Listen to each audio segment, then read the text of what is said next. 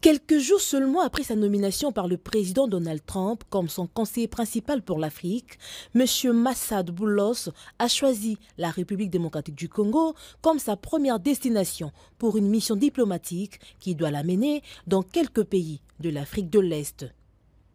Accompagnée de Mme Corinna Sanders, secrétaire d'État adjointe pour les affaires africaines, et de M. Dan Dunham, directeur du Conseil national de sécurité pour l'Afrique, le conseiller principal du président américain a eu une longue et fructueuse discussion avec le président Félix-Antoine Tshisekedi Tshilombo.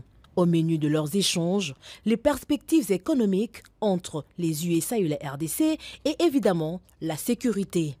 S'exprimant devant la presse présidentielle en français, le conseiller principal pour l'Afrique du président Trump a été très clair et pragmatique sur les deux sujets. La RDC et les USA sont déterminés à redynamiser leur coopération stratégique mutuellement avantageuse. J'ai apprécié l'opportunité de rencontrer le président Tshisekedi aujourd'hui.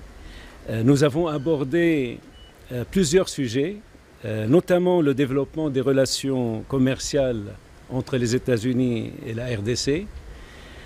Vous avez entendu parler d'un accord sur les minéraux. Nous avons pris connaissance de la proposition de la RDC et je suis heureux d'annoncer que le président et moi avons convenu d'une voie à suivre pour son élaboration. Je me réjouis de collaborer avec le président et son équipe pour établir une relation plus profonde qui profite le peuple congolais et le peuple américain. Stimuler les investissements du secteur privé américain en RDC, notamment dans le secteur minier, est un objectif commun qui contribue à la prospérité de nos deux pays. Bien sûr, nous avons besoin d'un environnement plus propice aux affaires pour atteindre cet objectif. Soyez assurés que les entreprises américaines opèrent en toute transparence et stimuleront les économies locales. Il s'agit d'investissements de plusieurs milliards de dollars. Il s'agit d'emplois de dizaines de milliers de personnes. Il s'agit de transferts de connaissances.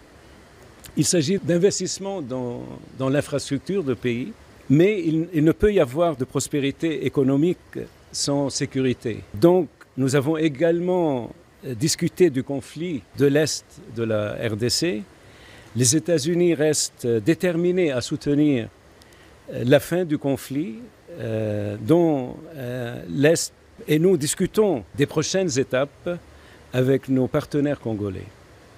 Nous souhaitons une paix durable qui affirme l'intégrité territoriale de la RDC et la souveraineté de la RDC et jette les bases d'une économie régionale florissante. Cette relation présente un grand potentiel et nous apprécions l'occasion de discuter de la voie à suivre avec nos homologues ici à Kinshasa.